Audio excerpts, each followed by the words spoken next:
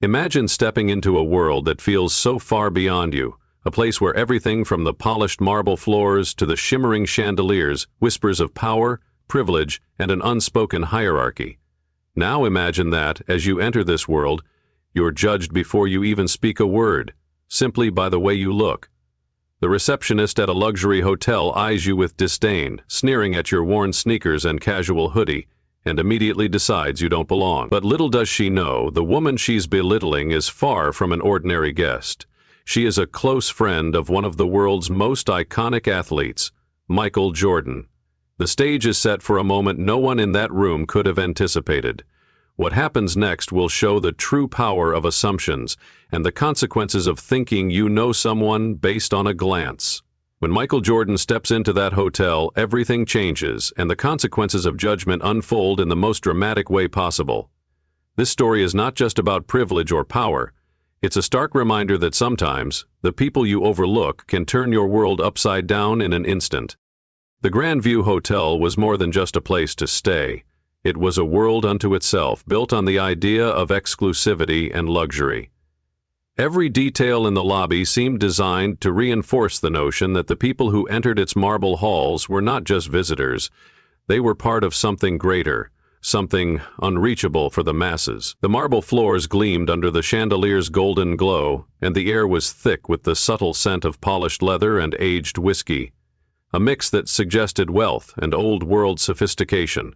The walls whispered of power and history, as if the very stones had witnessed the kind of conversations and decisions that shaped nations. The guests who wandered through the lobby weren't just travelers, they were the elite. Business moguls, film stars, powerful political figures. All of them had one thing in common: they had made it. They were the ones who were allowed to sit in the velvet-lined chairs by the fireplace, sip champagne as though it were water, and glide through the hotel with a quiet assurance that spoke volumes about their place in the world. For them, the Grandview was more than just an address. It was a statement. It was a symbol of status, a reminder that they belonged to a different class, a different world entirely. To be here was to be part of something rarefied and special. And then there was Michelle Carter. She didn't belong here, not in the way the other guests did. She wasn't dressed in the designer clothes that screamed wealth, nor did she have the sharp, manicured appearance of someone who had been sculpted by the lifestyle the Grandview promised. Michelle wore a black hoodie, a pair of faded jeans, and sneakers that had clearly been worn on many roads, each scuff a testament to her journeys. She wasn't trying to fit in. She wasn't interested in making a statement with her appearance or even with her presence. Yet, in the quiet confidence that she carried with her, she made a statement anyway. Michelle wasn't intimidated by the luxury around her, nor was she fazed by the sharp stares that came her way. She wasn't here for approval, she was simply there to be. Her aura spoke of something deeper, something that didn't rely on the outer trappings of status. There was a kind of quiet power in her presence, one that the polished elegance of the Grandview couldn't quite hide.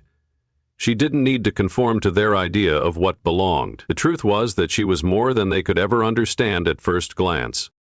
And so Michelle walked in, not to stand out or to blend in, but simply to exist in the space, with the knowledge that who she was couldn't be defined by what she wore or where she was. Her peace wasn't dependent on their approval. She was exactly where she needed to be, and though she didn't know it yet, her arrival would become the moment that would shatter the false sense of security and superiority that Heather and others like her had built around themselves. The Grandview's carefully crafted image of perfection was about to be tested in ways no one expected. Michelle Carter was there to make sure the world saw the truth. When Michelle approached the reception desk, Heather Turner sat perched like a queen on her throne, her posture the very definition of calculated control.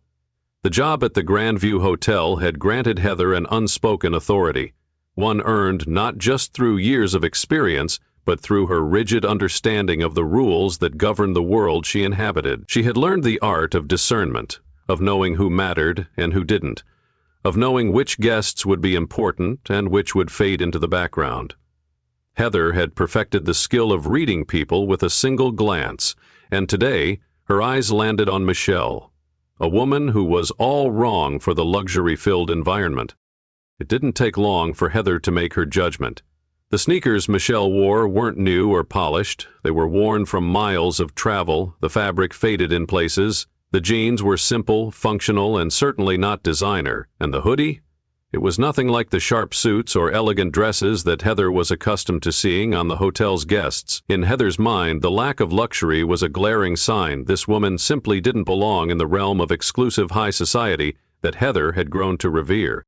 There was an undeniable edge to Heather's gaze as she took in Michelle's appearance. It wasn't just about the clothes. It was about the unspoken perception that Michelle didn't measure up to the expectations of the Grandview's clientele. The mere act of stepping into the hotel without conforming to its unwritten dress code was, in Heather's eyes, an affront. There was no grace, no softness in Heather's assessment. It was as if Michelle, by simply existing in her unpretentious attire, was somehow tarnishing the hotel's image, a place where luxury, wealth, and the elite were meant to feel unchallenged, untouchable. With a slow, deliberate motion, Heather placed her fingers on the keyboard, deliberately dragging out the process of searching for Michelle's reservation. She knew what the answer would be, and she relished in the subtle power she held in that moment, the power of gatekeeping. She let the silence stretch, each second punctuated by her feigned disinterest. Every second she took was a deliberate act of control, a tiny rebellion against the idea that someone like Michelle could ever belong in the same space. Heather's slow typing was a clear sign. Michelle didn't deserve to be here, and Heather would make sure she knew it. As Heather pretended to check the reservation again, Michelle remained silent, her expression unreadable. But Heather, who prided herself on knowing people like the back of her hand, missed the quiet strength in Michelle's composure. In her attempt to maintain control, Heather failed to see that Michelle wasn't there to be controlled. She wasn't rattled by Heather's subtle snobbery, nor was she intimidated by the way Heather's eyes flicked over her, scanning her from head to toe in an almost dismissive way. It wasn't just that Heather assumed Michelle's reservation would be non-existent. It was the way she had already decided, without knowing a thing about Michelle, that she didn't deserve the privilege of being a guest in this exclusive space. It was a microcosm of the prejudices that permeate society, an assumption that appearance is everything, and that one's worth can be calculated by superficial markers. Heather's eyes didn't see Michelle's quiet confidence. They only saw what they wanted to see. A woman who didn't fit into their narrowly defined idea of worth. The deeper tragedy, though, was not just that Heather had made her judgment based on a fleeting glance at Michelle's clothes, but that she had allowed her assumptions to fuel a narrative of exclusion. Michelle didn't just look different, she was different. Different in a way that Heather would soon learn, but not without great cost. Michelle's worth couldn't be reduced to a pair of sneakers or a hoodie. It was something far deeper, something Heather could never have understood from her vantage point behind the desk. And yet, in her judgment, Heather had not only underestimated Michelle, but had unwittingly set the stage for a confrontation that would shake the very foundations of the Grandview Hotel's carefully constructed world. As Heather's condescension hung in the air, Michelle stood unfazed, an island of calm amidst the growing tension. Heather's gaze, dripping with veiled superiority, scanned Michelle's casual appearance, her faded jeans, worn sneakers, and the hoodie that bore the unmistakable marks of someone who didn't subscribe to the world of designer labels and glossy magazines. Yet while Heather's eyes told a story of judgment, Michelle's face was a portrait of quiet composure, an unreadable mask that revealed nothing of the irritation or offense Heather likely expected. Michelle didn't flinch. She didn't react to Heather's subtle barbs or the way the receptionist let her gaze linger just a second too long on her skin. It wasn't indifference, it was something deeper, a quiet understanding and a wisdom that had been hard-earned through years of experience in a world that often underestimated her. Michelle knew this story all too well, the one where her appearance dictated how she was treated. She had walked this road before, faced this kind of subtle exclusion in countless forms, but this time, she was in control. Her response was measured and deliberate, a subtle act of defiance against the preconceived notions that Heather had built around her. "I have a reservation," Michelle said calmly, her voice smooth but unwavering. Her words weren't loud or forceful, but there was an undeniable confidence in them. confidence that Heather couldn't dismiss. She didn't have to raise her voice or demand anything. Her presence alone was enough to make Heather pause, if only for a moment. When Heather's fingers slowed over the keyboard, Michelle didn't show frustration. She didn't even blink. Instead, she reached for her phone, scrolling to her email to present Heather with the confirmation. It was a simple, factual gesture. No theatrics, no anger, just the quiet certainty that Michelle had every right to be there. As Heather glanced at the confirmation with only a cursory look, Michelle's eyes remained fixed on her, a silent challenge in her gaze. Michelle wasn't playing the game that Heather had set up. She wasn't going to get caught in the trap of emotional reaction. There was no anger, no frustration that she allowed Heather to see. She had learned long ago that in these moments, in spaces that demanded conformity, the most powerful response was the one that required no defense. Her response wasn't just about proving Heather wrong. It was about reclaiming her space, her dignity, in a world that constantly tried to take it away. Michelle wasn't here to ask for permission to exist in this space. She wasn't here to beg for respect. She was simply stating the truth, that her worth, her value, didn't hinge on the perceptions of others. She didn't need to meet any arbitrary standard set by people who were blinded by their own biases. Michelle had long since come to understand that some battles aren't fought with words. They're fought with presence, with grace under pressure. Even when Heather's slow, deliberate actions made it clear she was more interested in asserting control than solving a simple problem, Michelle remained unfazed.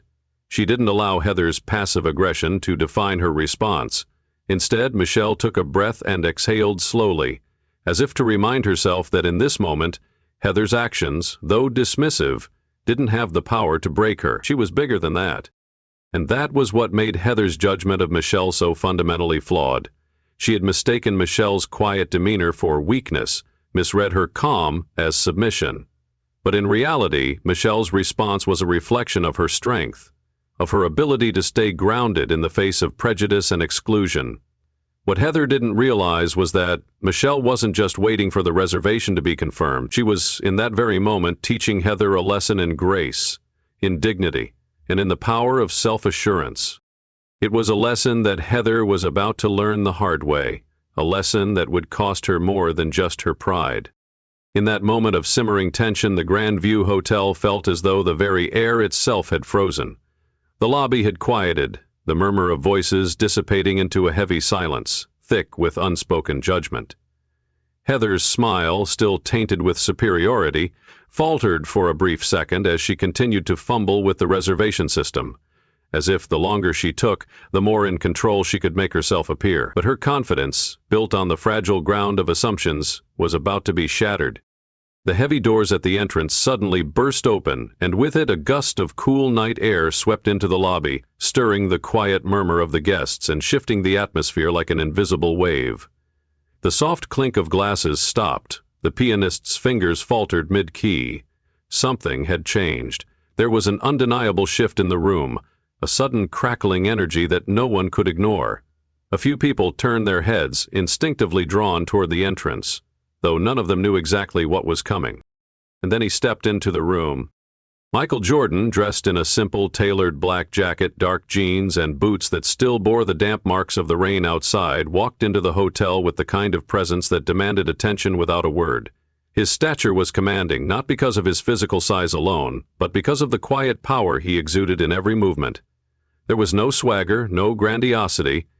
He didn't need to announce who he was Michael Jordan. And in this space, as he moved through the threshold of the Grand View, the room seemed to hold its breath in reverence.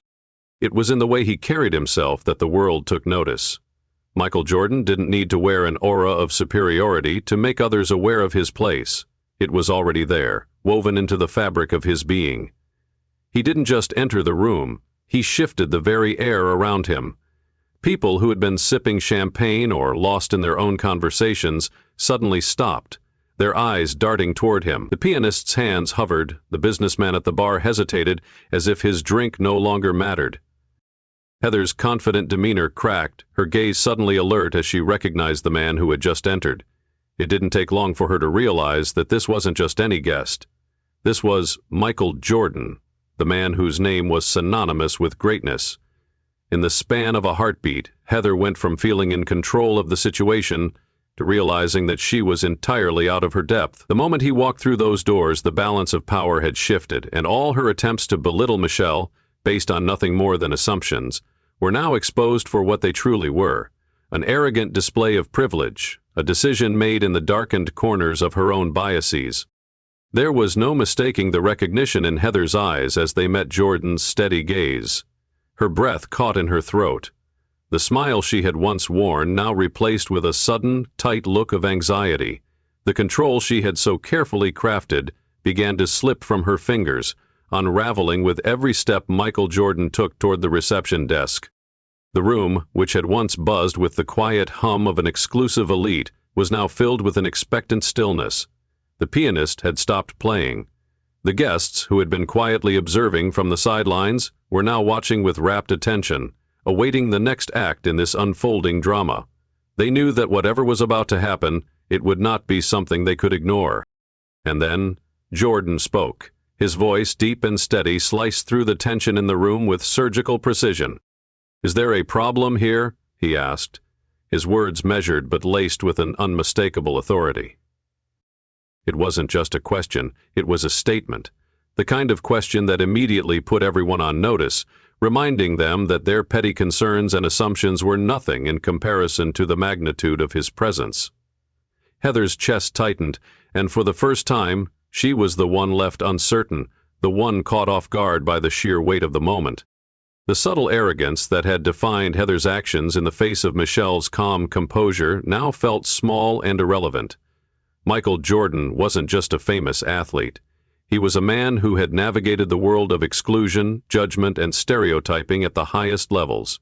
He understood, perhaps better than anyone in that room, what it meant to be judged based on nothing but the surface of who you were. And in that moment it was clear that Heather was about to be shown what it felt like to be held accountable for the way she treated others, especially when those others were far more than she could ever imagine. As his eyes flicked toward her, there was no anger in his gaze, just an unmistakable understanding of what had just transpired. Michael Jordan wasn't here to make a spectacle. He was here to correct a wrong. And in doing so, he reminded everyone in that lobby, including Heather, that some things, like dignity, respect, and fairness, couldn't be bought or disregarded, no matter how high you thought you stood. In the fragile silence that followed Michael Jordan's entrance, the balance of the room shifted from privilege to reckoning. Heather's breath came in shallow gasps, her posture now a stark contrast to the confidence she had once projected. The calculated control she had carried moments before was now replaced by a tremor of unease that traveled through her body, from her rigid spine to the sweaty palms that clung to the desk. The invulnerable position she had once held was slipping from her grasp, piece by piece, under the weight of the realization that everything she had worked so hard to maintain, the image, the superiority, the unspoken power, had been revealed for what it truly was: fragile, hollow, and unearned. Michael Jordan, standing across from her, did not speak immediately. His silence, far more intimidating than any words, pressed against the room, thickening the air with unspoken understanding. He was not here for explanations, nor was he interested in the petty defense Heather might try to offer. There was no need for him to state the obvious. The irony of a woman who prided herself on her control, on her exclusive judgment, now finding herself so utterly outmatched. Jordan had already spoken volumes without saying a word. But now, with his steady gaze fixed on Heather, he asked one simple question, one that would haunt her for the rest of her life. His voice, low and deliberate, carried the weight of years spent navigating a world where expectations were placed on him simply because of his race, his fame, and his status. His eyes, sharp and calculating, studied Heather as if peeling away the layers of pretense that had formed her worldview. So, what exactly was the problem here? The question hung in the air, unrelenting. Heather, who had spent years perfecting the art of control, who had made it her job to navigate the fine line between service and subjugation, was suddenly faced with an impossibility. How could she explain away her actions? How could she justify a judgment based on nothing more than Michelle's appearance? She had already exposed herself as someone who operated under assumptions of privilege, someone who couldn't see beyond the surface to recognize the worth of another person. Heather opened her mouth to respond, but the words never came. She had no defense, no excuse. The reality of her actions was now clear to everyone, including herself. Her gaze flickered for a brief moment toward the hotel manager, hoping he would intervene, hoping he would step in and smooth over her mistake. But there was no saving her now. The gravity of the situation had shifted, and she had crossed a line that could not be uncrossed. Jordan stood there, unwavering, his presence alone dismantling the fortress of superiority Heather had carefully built over the years. His calm, collected demeanor was the antithesis to her trembling unease. He wasn't angry, but there was something far more powerful in his quiet patience. The kind of strength that comes from knowing the truth, from recognizing the ugliness of prejudices that others are too blinded to see. "You're done here," Jordan said flatly, his voice carrying the finality of a decision that had already been made. There was no room for negotiation, no space left for excuses. His words landed with a force that rattled the very core of Heather's professional identity. This wasn't about getting it wrong. This was about something deeper. The profound consequences of operating in a system that devalues people based on arbitrary standards, such as appearance and status. As Heather stood there, rooted to the spot by the weight of Jordan's words, the full force of what had just occurred settled in her chest. It wasn't just the failure to assist a guest, it was the deeper failure of humanity. The reality was stark and inescapable. Heather had failed to see Michelle for who she truly was, and in doing so had exposed herself as someone who valued status over respect, appearances over character, and privilege over equality. The room was still, yet electric with the unspoken understanding that this moment, this intervention, would forever alter the trajectory of Heather's life. For in the quiet aftermath, it wasn't just Heather who had been exposed. The entire system, the very idea that status and wealth could justify cruelty, had been laid bare. Jordan didn't need to say more. He had already done the work of exposing the truth, and in that silence, Heather was left to reckon with it. The tension in the room was palpable, as if the very walls of the Grandview Hotel were holding their breath, waiting for the inevitable fall of Heather Turner, who had, just moments before, been the embodiment of poise and control. Now, as the weight of the situation settled over her like an anchor, she was stripped of her facade. She could feel it in the way the air seemed to press against her chest, the cold, unforgiving silence that surrounded her. The guests, once quiet observers, had now become silent witnesses to her unraveling. Every set of eyes in the room was trained on her, silently judging, silently observing. She could no longer hide behind the mask of politeness and decorum she had worn so effortlessly for years. When the hotel manager, Mr. Reynolds, entered the scene, his face was pale, his expression unreadable. He didn't need to say a word to understand what had just transpired. The damage was done. Michelle's reservation, the one Heather had so lazily dismissed, had not only been confirmed, but the treatment she had received, the humiliation, the casual exclusion, was now unfolding into a far larger issue. The stain of Heather's actions wasn't confined to a single moment. It rippled outward, infecting everything it touched. Mr. Reynolds, knowing the weight of the situation, didn't offer a word of comfort or excuse. He didn't try to downplay the incident. The gravity of the moment hung heavily between them. "Heather," he said, his voice low but unwavering, "do you realize what you've done?" His words hit harder than any reprimand could have. The realization began to sink in slowly, each beat of her heart reminding her that this wasn't just a small error in judgment. This was a reflection of a much deeper, systemic failure. The truth was no longer just about a single incident. It was about the pattern of behavior that had led to it. Heather's actions were not an isolated mistake. They were part of the larger, dangerous narrative of exclusion and prejudice that permeated the hotel's atmosphere and, by extension, society at large. As the hotel manager turned the screen of his laptop toward Heather, her gaze fell upon the social media posts already flooding in. The story was already viral, instant, irreparable damage. The hashtags were brutal. Racist receptionist, discrimination at the Grandview, Michael Jordan speaks out.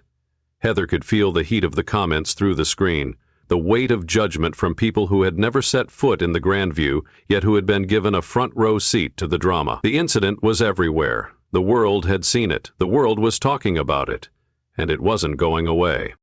Mr. Reynolds, sensing the depth of the situation, didn't soften his tone. He didn't attempt to ease the situation. There was no room for apologies or excuses now. The reality was clear, and it was painful. "Do you know who Michelle Carter is?" he asked, his voice almost too quiet, as though he were speaking the truth of the world they had both been complicit in for far too long. Heather's confusion only deepened when he told her that Michelle Carter was a corporate attorney who specialized in discrimination cases, high-profitable cases that had toppled corporations, institutions, and systems far more powerful than the Grandview Hotel. Heather's mind raced as the realization hit her. She had made the mistake of not just disrespecting a guest. She had handed Michelle Carter the most easily winnable case of her career. This wasn't just a mistake of customer service. It was a legal and moral disaster. Mr. Reynolds paused, giving Heather a moment to absorb the weight of his words before delivering the final blow. "You've made this hotel the center of a conversation that cannot be undone. The social media posts, the news coverage, it's already spreading, and I can't protect you from this." There was no defending her actions anymore. Heather had assumed power based on appearances, based on her own biases and assumptions. And now she was about to lose everything. The spotlight that had once been her tool of control was now turned on her, and there was no escaping it. She was the one under scrutiny, the one whose actions were now on display for the world to see. Her termination was swift and cold. Mr. Reynolds delivered it without hesitation. "Effective immediately, you're fired," he said, his words ringing out in the stillness of the room. "You can collect your things and security will escort you out. You have 15 minutes. The words were not up for debate. The decision had been made, and there was no room for negotiation. Heather's face drained of color as the finality of the statement hit her. She opened her mouth, but the words caught in her throat. There was no pleading, no bargaining. Her career at the Grandview had come to a crashing halt. She had been exposed for what she was, a woman who had clung to the illusion of superiority, who had used her position to make people feel less than, and now she would pay the price. The room was silent as she gathered her things, her hands trembling as she packed her personal belongings into a box. There were no sympathetic glances, no words of consolation from the staff who had witnessed her downfall. They all knew what had happened, and they all knew that nothing would be the same after this moment. The whispers had already begun, and Heather was no longer the one in control. As Heather left the office, escorted by security, the damage was done. The Grandview Hotel would never be the same. The fallout from her actions was far-reaching, not just within the walls of the hotel, but in the public eye. The world had seen it, and the conversation about privilege, race, and prejudice could no longer be ignored. For Heather, this was not just the loss of a job, it was the loss of her illusion of control, her power, and her place in a world that valued privilege over humanity. And for Michelle Carter, it was just another chapter in a life spent fighting to be seen for who she truly was, not who others assumed her to be. By the time the next morning came, the reverberations of the events at the Grandview Hotel had spread far beyond the marble floors and gilded chandeliers. The incident had gone viral, spreading across social media at an alarming speed. What had started as a single moment of injustice had quickly turned into a global conversation, one that would force many to confront the uncomfortable truths about race, privilege, and power. The digital world had seen it all: the dismissal of Michelle Carter, the unearned arrogance of Heather Turner, and the dramatic intervention by Michael Jordan. The hashtags flooded in almost instantly, transforming the story from a personal humiliation into a public reckoning. Racist receptionist trended. Discrimination at the Grandview gained traction. Michael Jordan speaks out exploded across platforms. The story was no longer just about an elite hotel. It was about something deeper, something that transcended the confines of a luxury establishment. It was about how far-reaching the prejudices of society could be, even in the most carefully curated spaces. The power of social media was undeniable. What had been an isolated act of exclusion, an arrogant dismissal of a guest based on nothing more than her outward appearance, was now amplified and dissected by millions. The once invisible dynamics of privilege and systemic bias were now thrust into the spotlight, making it impossible for anyone to look away. The voices of those who had experienced similar forms of discrimination surged forth, adding their stories to the growing conversation. In an instant, the story had become a catalyst for change, an invitation for people to reflect on their own assumptions, biases, and complicity.